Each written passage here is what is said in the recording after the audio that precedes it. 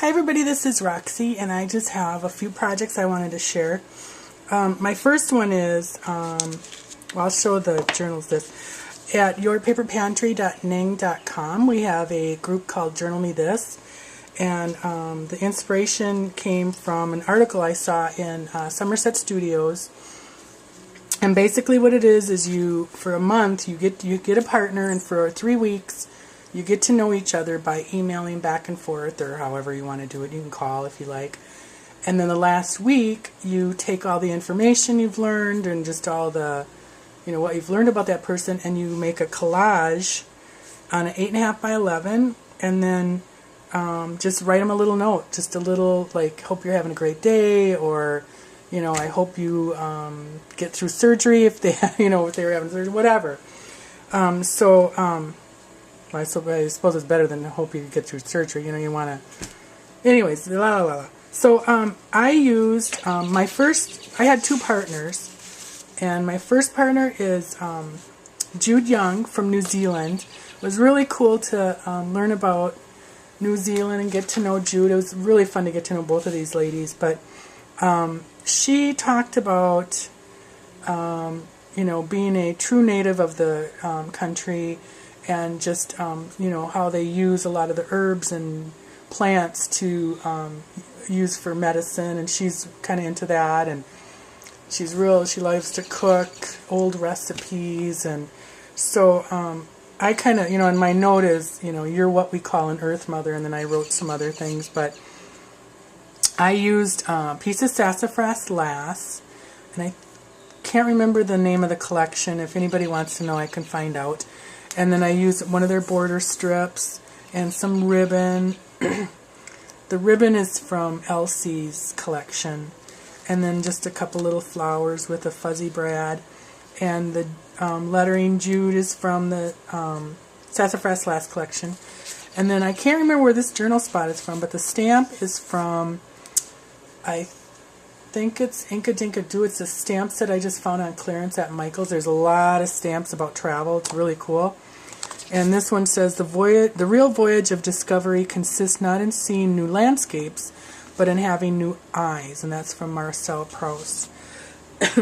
And then the journal spot, my little note to her is just here. And then I found, she had talked about a rustic country pie, which sounds like kind of like the shepherd's pie that we make, and they make in England. And I found, I took a old page from one of my old Betty Crocker cookbooks I distressed everything, and then I found the recipe for savory meat pie, which is similar to what her rustic country pie is. So that is my excuse me, that's my Journal Me This for Jude.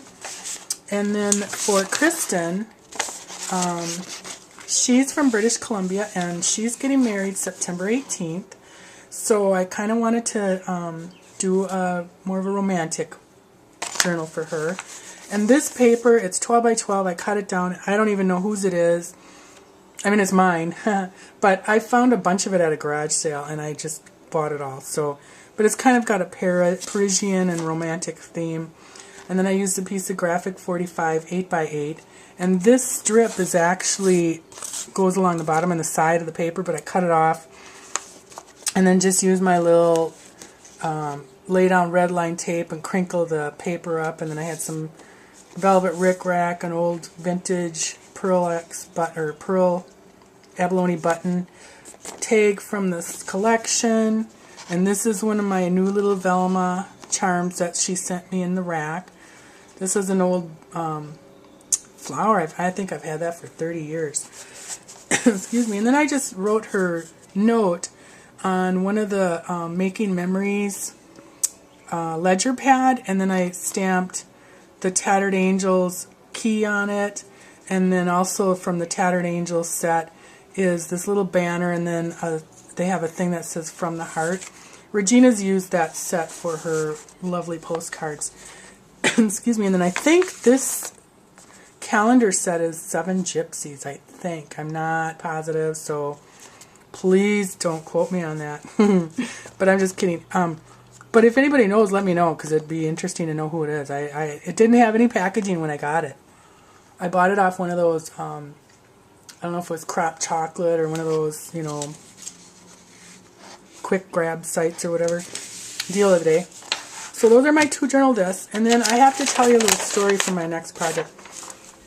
The other night, you know, my husband wears cheaters, as my dad always called them. They're just reading glasses. And he has 1 pair. He refuses to get more because he doesn't need any more. But yet he's also putting them, he misplaces them all the time, which, you know, drives me nuts, because he'll just wander. Like, that's what happened Monday night. I'm sitting there, we're watching TV, going through mail, poking around the computer and the internet, and out of the corner of my eye, I see him walk through the living room like this. He's holding a piece of paper. And he comes back out, like holding it out, like, you know, he's trying to read it and walk. So this went on for about 5 minutes, and finally I go, you know, what are you doing? And he's like, oh, I can't find my glasses. And he just had them on like 2 hours before.